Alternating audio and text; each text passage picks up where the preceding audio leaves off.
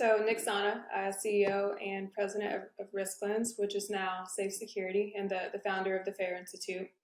And the topic of the week, and I think a conversational trend that we're seeing is, how CISOs and security teams can leverage FAIR, so the factor analysis of information risk, to make business decisions, and then also how do you kind of leverage that to become a business enabler? Because I think historically, cybersecurity has kind of been seen as a necessary tax to the business. But when we think about cyber risk quantification, it's, can we gain visibility into our breach likelihood? And then more importantly, do we understand the financial impact behind that breach likelihood, and either the mechanism or maybe the method of how we arrived at that analysis?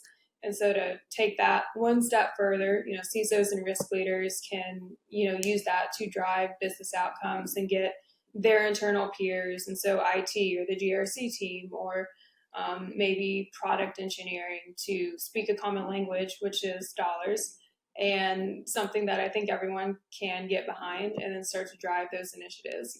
And so the question is, how does FAIR, and specifically the automation of FAIR, enable risk leaders to drive positive outcomes?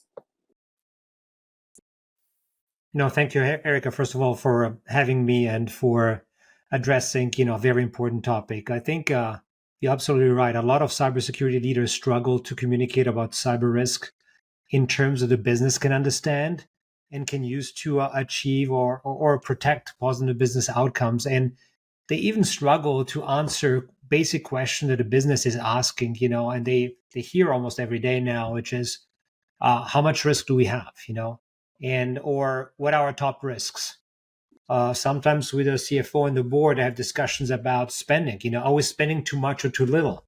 And oftentimes the board or the business leaders may ask them also, like, what would it take to get risk to an acceptable level? And or if they are thinking about digital transformation, what is the risk of moving certain workloads to the cloud? And then subsequently, what can we do to mitigate it? Those questions that the CISOs and cyber risk leaders face every day, and they typically struggle to answer them because they're, when I speak to CISOs, they tell me, Nick, we've been trained in understanding and speaking and managing threats and vulnerabilities. We have not been trained in answering those questions. And so where the FAIR model comes in, it is a standard cyber risk quantification model that allows them to define and measure cyber risk in a language that the business can understand, which is the financial language. The business deals with financial language to make decisions on a daily basis. How much resources to allocate in this activity, what is the return on investment, and this should be the same, in cybersecurity. And so FAIR helps, break down the factors that make up the likelihood and impact of cyber incidents, so that you can speak in those business terms. And by doing so, I think the discussion between CISOs and the business leaders can change from one that focuses on technical details to one that focuses more on trade-offs between various security investments and desired outcome.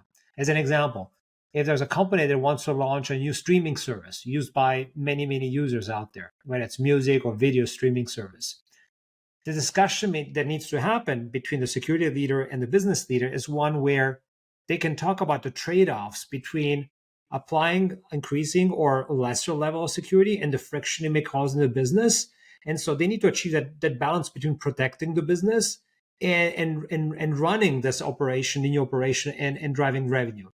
That's a good discussion about the optionality and the trade-offs. Okay, that's a business discussion that the business wants to know, and they need to understand from the security leader, what are my trade-offs? And so in this way, when the discussion happens this way, the security team moves away from being the department of no, as many security teams are seen, to becoming the department of know, KNOW, okay?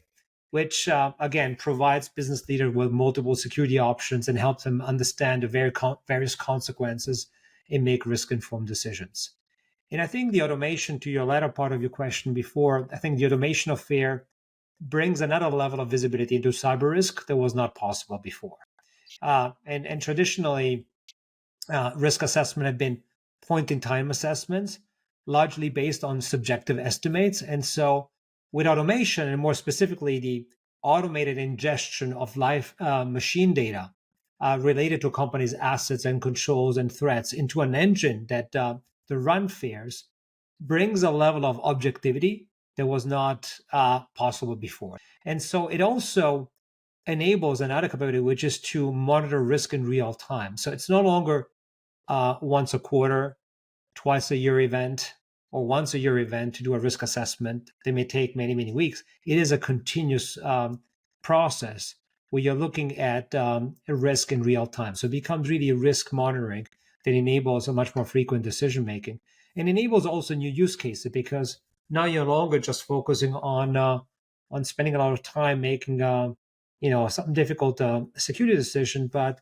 imagine now a tool that allows to analyze everything that's happening is also prioritizing what controls are most effective in reducing risk on a daily basis. This is what many also CISOs are asking us. I'm hearing it all the time. If I only had a way to prioritize what is the security control I need to fix today or this week. It's taking me an army of people, a bunch of tools. I cannot look at it in the context of the business. And this is what fear allows me to do.